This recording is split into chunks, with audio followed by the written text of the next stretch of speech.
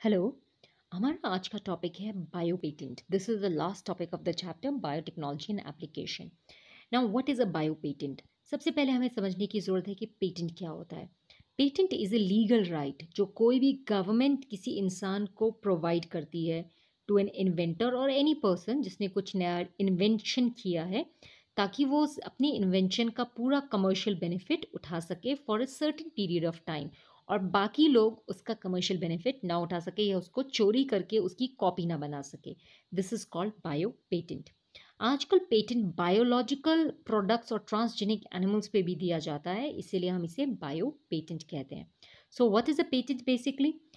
Bio patent is basically is a patent मतलब a legal right which is given to an invention in the field of biology.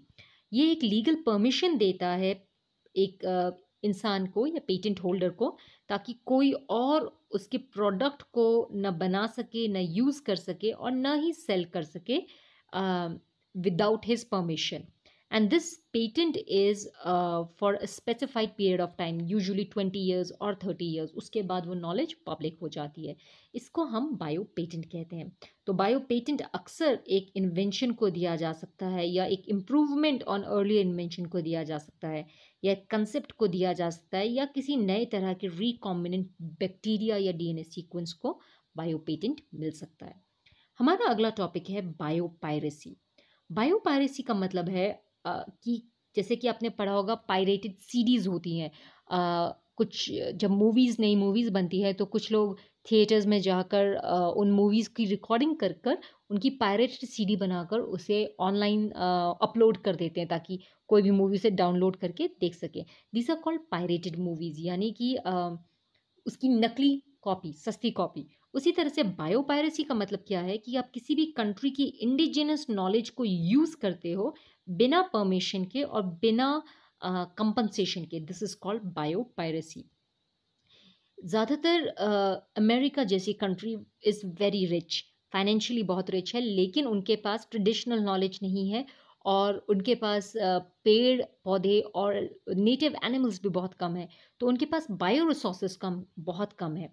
तो इस तरह की बहुत rich countries India और Africa जैसी countries से ट्रेडिशनल नॉलेज को यूटिलाइज करती हैं, इलीगली यूटिलाइज करती हैं उनके micro organism, plants and animals और ट्रेडिशनल नॉलेज, और उसका बेनिफिट लेती हैं, उससे उससे लाखों करोड़ों रुपए कमाती हैं ये सारी मल्टीनेशनल कॉरपोरेशंस। और जो पेरेंट कंट्री है ना, उससे परमिशन लिया जाता है और न ही उसे प्रॉपर कंपनसेशन दिया जाता है। So this is known as bio piracy. इसका इसका केस स्टडी में एक बहुत कॉमन एग्जांपल है the basmati rice. Basmati rice आप देख सकते हैं बहुत अलग अलग वेराइटी की होती है। Golden basmati, raw basmati, silky raw basmati. Basmati की खास बात क्या है कि बासमती का जो दाना होता है वो बहुत लंबा होता है। It is a very long grain rice, और उसकी अपनी खुद की बहुत अच्छा अरोमा होता है। सो बासमती राइस को क्वीन ऑफ फ्रेगरेंस के नाम से जाना जाता था, और बहुत टाइम से उसे इम्पोर्ट किया जाता है फॉरेन कंट्रीज़ में। लेट 1997 में एक अमेरिकन कंपनी जिसका नाम था राइस टेक इनकॉर्पोरेशन, इन्होंने उन्होंने एक बासमती राइस की वैरायटी को पेटेंट किया from the United state patent office, और उसको सेल किया मार्केट में अंडर द नेम ऑफ कासमती और टेक्समती। टेक्समती because it was the company from Texas. सो टेक्समती और कासमती के नाम से सेल करने की कोशिश की। और उन्होंने इंडियन कंपनीज को बासमती को सेल करने से प्रोहिबिट कर दिया because they had a patent on it. तो इस वजह से इंडियन कंपनीज ने उनके ऊपर केस फाइल किया and they one the case. तो जब क्योंकि बिकॉज ऑफ दिस पेटेंट उनका मार्केट शेयर बढ़ गया, उन्होंने कहा कि हमारा जो बासमती है that is more superior.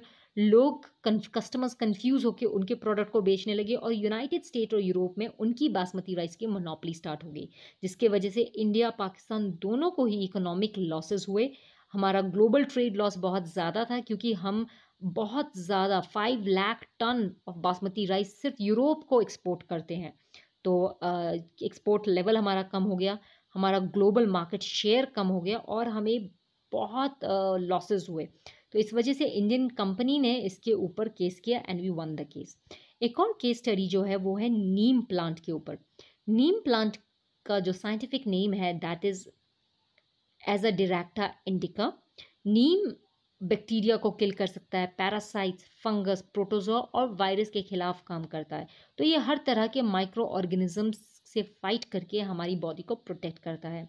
Neem tree India और साउथ ईस्ट एशिया में नेटिव है, इंडिजिनस है और इजीली मिल जाता है।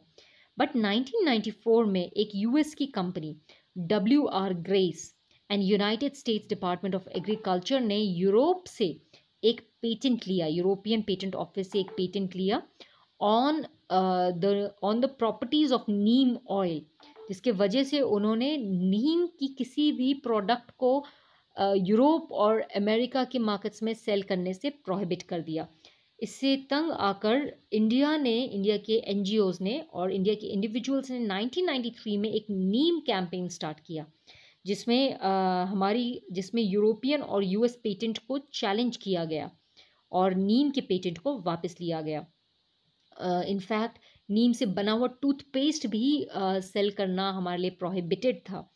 तो इसके लिए Vandana Shiva was a very famous fighter for the patent right, इन्होंने फाइट किया और यूरोपियन पेटेंट ऑफिस को इस पेटेंट को वापस लेना पड़ा। इसके अलावा टर्मरिक के ऊपर, हल्दी के ऊपर भी यूएसए ने एक पेटेंट दिया था to the University of Mississippi Medical Center, जिसको इंडिया में CSIR ने प्रोहिबिट किया और 1997 में इस पेटेंट को कैंसिल कर दिया गया। टर्मरिक का भी एक एंटी माइक्रोबियल इफेक्ट होता है और ये वुंड हीलिंग में हेल्प करता है। तो इसके ऊपर पेटेंट निकाला गया था यूएसए ने और CSIR, इंडिया की CSIR central scientific industrial research ने इसको चैलेंज किया था और इससे फाइट किया था और इस पेटेंट को वापस लेना पड़ा। सो आज के लिए इतना ही करते हैं। Have a nice day. खत्म।